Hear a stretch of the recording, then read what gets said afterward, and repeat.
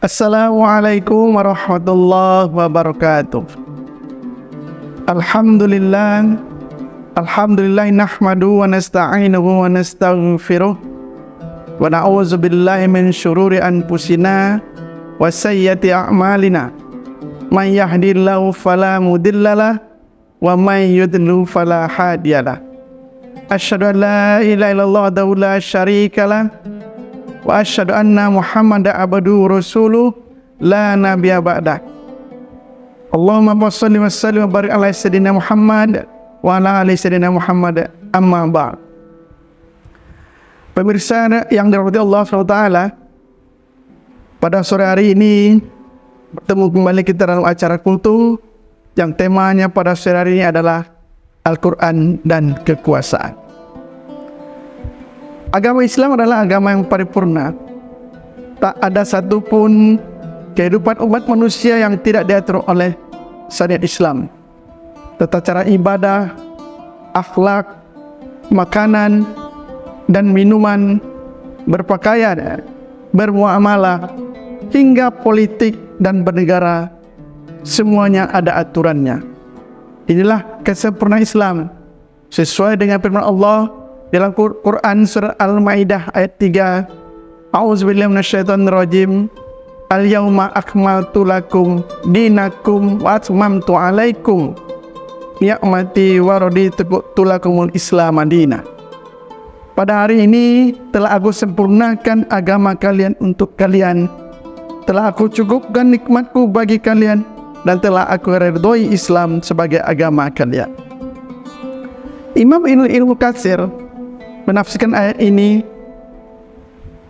adalah nikmat terbesar dari Allah Azza wa Jalla kepada umat ini dengan menyempurnakan agama Islam. Mereka tidak membutuhkan lagi agama selain daripada agama Islam. Mereka juga tidak membutuhkan aturan lagi selain aturan yang ada di dalam agama Islam. Tidak ada perkara yang haram melainkan apa yang telah beliau haramkan. Tidak ada agama melainkan yang telah beliau syariatkan. Pemirsa rahmati Allah SWT, pertanyaannya, sudahkah Islam itu kita terapkan secara sempurna? Karena Allah mengingatkan dalam Quran surat Al-Ahzab ayat 36, tidak patut laki-laki mukmin dan perempuan mukmin jika Allah dan Rasulnya telah menetapkan suatu ketetapan, akan ada bagi mereka pilihan yang lain tentang urusan mereka. Jadi tidak patut lagi seorang muslim yang mengaku muslim mengambil aturan selain dari aturan Islam. Tidak pantas negara yang mayoritas masyarakat muslim dan penguasanya menerapkan aturan yang bersumber dari manusia, terlebih lagi dari pihak asing, apalagi dia mengaku seorang muslim.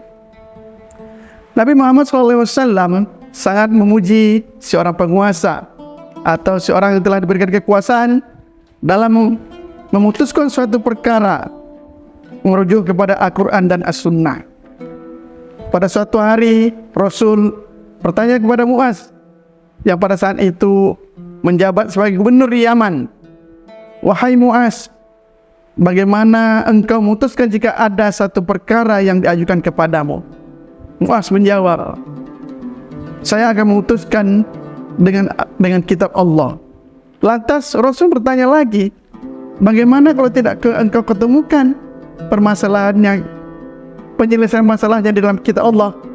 Muaz menjawab lagi, "Maka saya akan cari di dalam sunnah Rasulullah." Kemudian Nabi bertanya lagi, "Bagaimana kalau kamu tidak menemukan di dalam kitab Allah dan sunnah Rasulullah, dengan apa engkau memutuskan satu perkara itu?"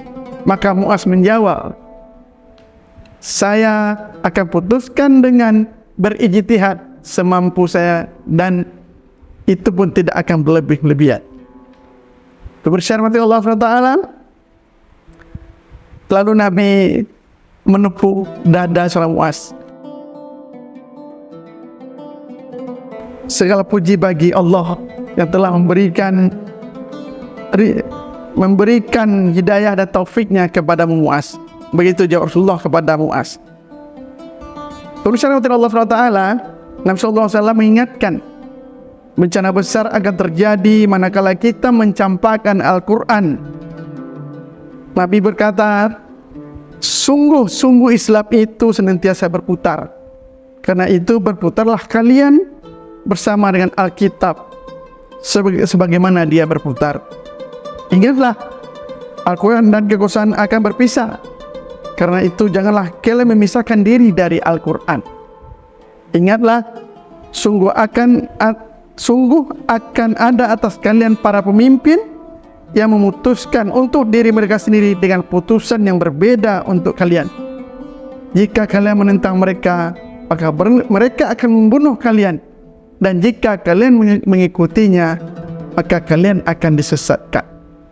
Hadis riwayat At-Tabrani. Kemudian Allah SWT, hadis tersebut menggambarkan bahwasanya kalau kita jauh dari Al-Quran dan kita mencampakkan Al-Quran dari aturan-aturan kehidupan kita, dan penguasa kita menggunakan aturan selain daripada Al-Quran, maka 3 bencana tadi itu akan datang kepada kita. Yang pertama, mereka akan memisahkan Al-Quran dengan kekuasaan. Yang kedua, mereka memutuskan perkara, akan berbeda memutuskan perkara yang menyangkut diri mereka dan dengan diri orang lain atau masyarakat lainnya. Dan yang ketiga, apabila kita mengikuti mereka, maka mereka akan menyesatkan kita. Sekarang pertanyaannya, bukankah itu sudah terjadi pada saat sekarang ini? Jelas di depan mata kita hal-hal tersebut. Jelas pada saat satu yang berbuat masalah, tapi di dalam lingkungan mereka keputusan berbeda dengan orang yang dengan kesalahan sama, tapi di luar dari kelompok mereka keputusan yang jauh berbeda sekali. Untuk itu, ini semua adalah tugas kita untuk mendakwahkan, untuk menyampaikan bagaimana Al-Quran dan kekuasaan itu tidak bisa dipisahkan. Karena apabila Al-Quran dan kekuasaan itu dipisahkan, justru keadilan tidak akan kita temukan dalam kehidupan kita sehari-hari. Wallahu a'lam bishawab. Wassalamualaikum warahmatullahi wabarakatuh.